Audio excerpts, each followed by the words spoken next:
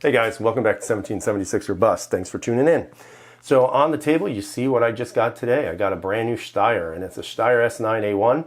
This is their subcompact model. They come in 4 different models: the L series, the M series, the C series, and the S series. L series is the biggest one they have, probably equitable to a Glock 17. Their M series is more closely to a 19. Their C series is sort of like a 19 with a shorter barrel like this one here. And then the S series is, I guess you can compare it to a Glock 26, even though this is bigger than a Glock 26 and slightly larger than an XD Mod 2, but sort of smaller than a 19. So it's kind of a weird in-between size, but it's actually very nice, I have to say. Now, just to give you an idea of why I say that, here's my Glock 19. Again, just to give you an idea, when you look at my finger here on the Glock 19, you'll notice that this little lip at the bottom catches my pinky. Again, if there was a magazine, which there's a magazine in here now, you'll notice that the magazine extends further down. So it actually makes the grip a little bit longer than you would think it is. However, it really doesn't mean anything because if that mag's not there, you still get a nice purchase on the pistol. Now, if you compare it to the Steyr, the Steyr with the magazine in it actually gives you that full purchase. You can see that my pinky's right there, so it's pretty much the same grip length as a Glock 19, give or take half an inch, maybe even less than that. But more than not, it is very similar to a Glock 19, just with the shorter slide and the shorter barrel. Now, just to kind of give you a little bit perspective on this, here's the Glock 19. There's the Steyr. Again, with the magazine and the Steyr, there's not much difference. You can see there's a little bit more of an extension here with the Glock than on the Steyr, but other than that, it's pretty much identical in size. Now, if you remove the mag from the Steyr, you can see that the Steyr is a little bit shorter. Let's see if we can get that in there. It's a little bit shorter right in this area here, and again, a little bit back there. But once that magazine goes in, you're getting a very, very nice little grip on this handgun, so no complaints there. Now, in regards to some of the features of the gun, again, one of the things that Steyr is known for are their trapezoidal sights, which you can see in the front. You got your triangle right there, which is kind of interesting. I haven't shot with these yet, so I don't know how well I'll do with it. And then in the back, you have these 2 prongs that you basically just line up that triangle with, and again, you should be able to make contact with your target. But from what I've been reading, a lot of people like them. Some people hate them, but I can't wait to just use them and see how they do. In regards to some of the other features, here's your slide stop in the back.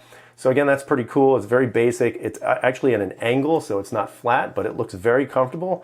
Whether or not you'll ride it a little bit when you're shooting, that's yet to be seen for me at least. Again, you can tell it's very low bore axis on the gun itself. Your hand fits very high to that.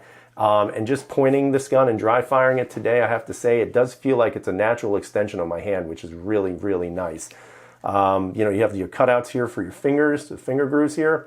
Hand is very comfortable on it. There's no, pinching or anything like that. So very, very nice in regards to the ergonomics. Again, you have this angled trigger guard, which is not a standard type of trigger guard that you see on many pistols, but nonetheless, you can still fit a gloved hand in there, and it is very, very comfortable. So you don't necessarily need that big undercut here because the angle's already going up. So that's kind of cool. Your mag release, sort of ambidextrous, semi. I believe you can switch it to the other side. I'm not exactly sure. But I'm just about positive you can. However, it won't matter to me because I'm not going to change it. But it isn't a very ambidextrous gun. You can see the slide stop is only on one side. So, that might be something they can do in the future. Right now, it's just on one side. Excuse me. Of course, excuse me, woof. You can see these are steel sights.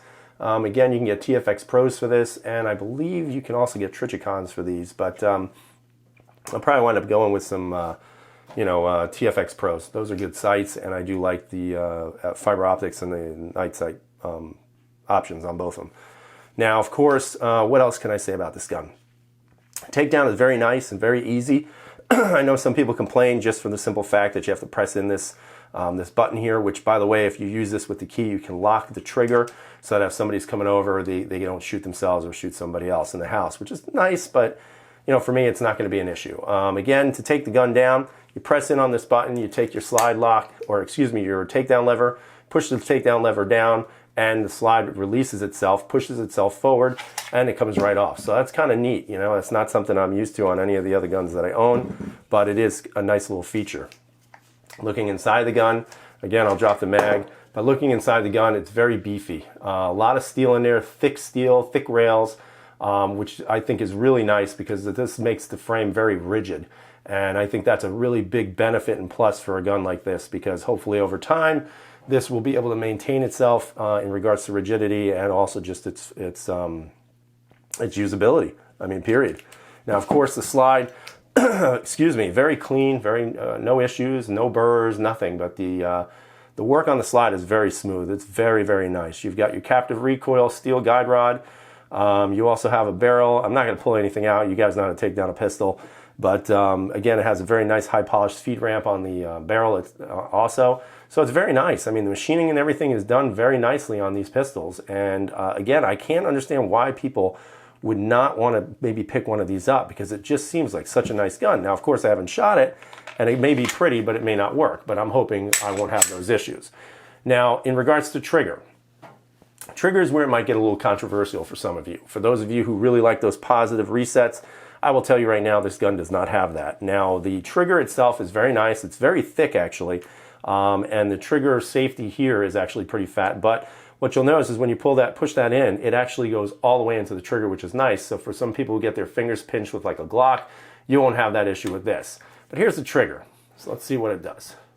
So there's your take up, there's your wall. Once you hit it, it's very short, but once you hit it, there's no creep, it breaks. Now the reset is the issue. So let's see if you can pick up the sound. There's barely any audible reset, and it's not very tactile. Now I will tell you, the resetted trigger is very smooth as well. However, the interesting thing is when the initial pull goes, you'll see where the trigger position is. There's not much movement. So I noticed when it resets, the reset is exactly in the same exact spot that trigger started off on that first shot. So I think it's a very natural reset. So you may not need that audible or tactile feel necessarily because it is so consistent on the pull. So I think that's a good sign. So again, I haven't shot it, but we'll see. You know, overall, been very pleased with this handgun. I think it's something that really should be more looked at by other people, and definitely take a look at it. If you have an opportunity to feel one of these and put it in your hand, try it out, because I'm telling you, this grip is very nice. It is very ergonomic. It feels very natural to the hand, and I can't wait to shoot this. So I hope you guys enjoy the review. If you have any comments, please leave them down below. Let me know what you think about the Steyrs, and if you'd be willing to try one of them. Again, it's a sub $500 pistol, and I think it's made very, very well. So again, I hope you guys have a great night. Be safe out there, and as always, freedom is never free.